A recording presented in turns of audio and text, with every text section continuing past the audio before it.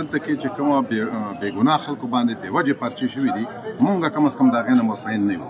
پکار ده چې معلومات وشي کوم سړی که پکې ملوث وي بېشکه هغه د سزا ورکړي. خو مونږ دا وایو چې دا سرکار د طرفه لګي، په دې کې صوبایي حکومت هم انوال دی، په دې کې ادارې هم انوال دي. لهذا زمونږ د هغې نه د انصاف تمه نشته.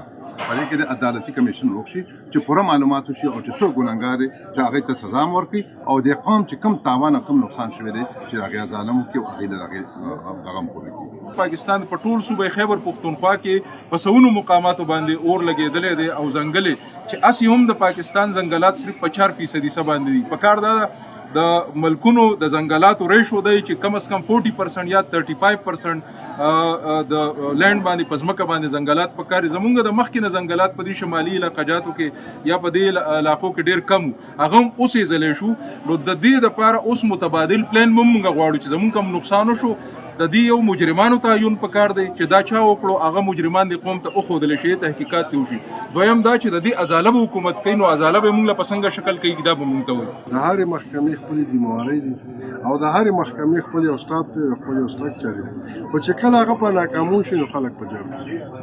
دا د وړاندې د حکومت ته ناکامۍ خبرې دي چې په دې حوالو باندې دا خلک په جرګو باندې مجبوره کېږي.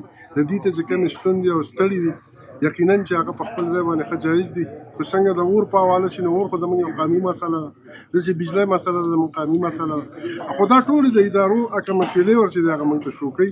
نو همدا هغې ته درخواست کوو چې تاسو خو باقاعده د پاکستان د دې غریب ټیټ په پیسو باندې دی نو دې قوم د خدمت لپاره شي. یاره دا څومره ځنګلات چې اور لګېدلی وسو یا څومره دې ځنګلاتو کې د حکومت نه علاوه د دې خلکو 80% رایلټي ده. نو دا خلک د هغې حقوقو نه محرومه شو. نو دې خلکو ته هم دا پکار دي چې یاره دوی ته دا احساس وشي چې یاره که په دې کې څوک هم ملوث دي نو دوی دا ونه ګڼي چې دا د حکومت تاوان شوی دی، بلکې دا عوامو خپل تاوان شوی دی. د 80% رایلټي نه هغې محرومه شو. د هغې خپل حق تپوس دپاره دی هر سړی چې دی مجرم دی د هغې نشاندهي وکړي، هغې کې پیر کردار ته ورسي.